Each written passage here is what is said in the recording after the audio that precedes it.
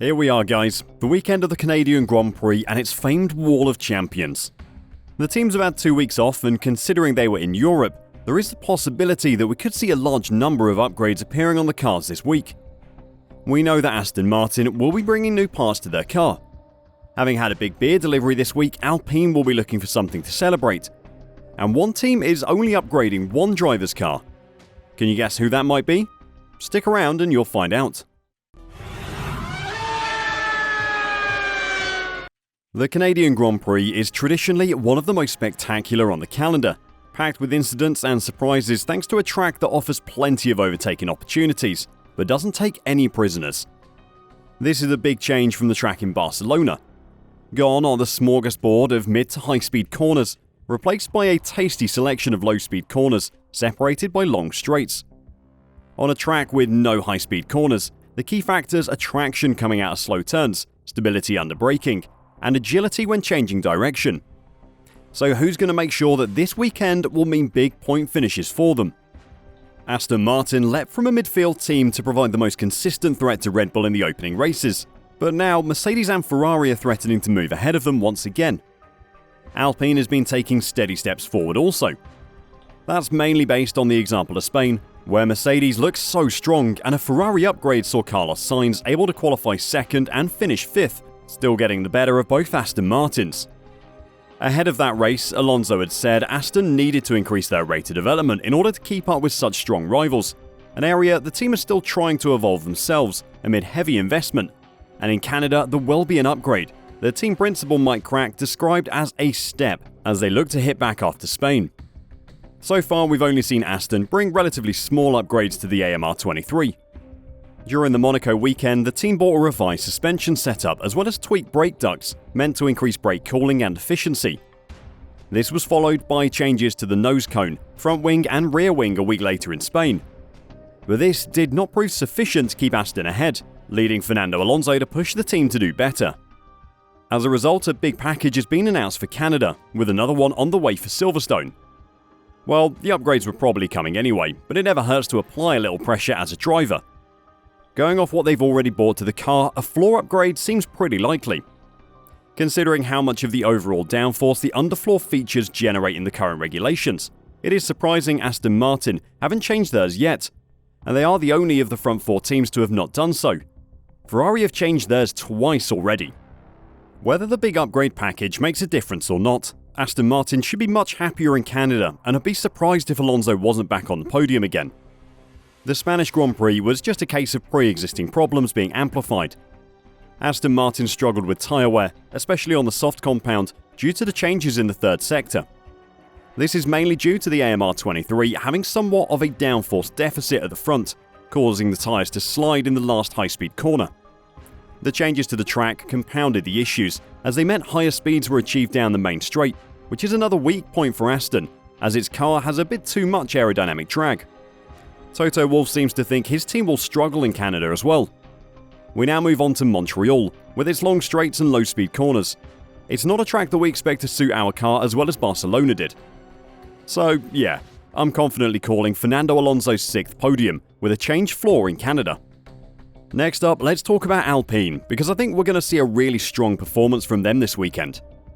During the Monaco Grand Prix, with Esteban Ocon fighting to earn the team a first podium of the season, Grand Tour presenter and self-proclaimed most famous motor journalist in the world, Jeremy Clarkson, threw his backing behind the Enstone team, tweeting mid-race, "Come on Alpine, I'll buy you all a pint if you get a podium here." With his farm less than a 10-mile drive from the Alpine factory, they're very much his home team. He turned up at the Alpine factory earlier this week with his Lamborghini tractor and a trailer full of his own Hawkstone beer, just as promised. Alpine just need an excuse to drink it all now, and a second podium of the season would be worthy of such a celebration. Alpine have been making a lot of noise about fighting Mercedes this season, and apart from in Monaco, they haven't really shown they can do it.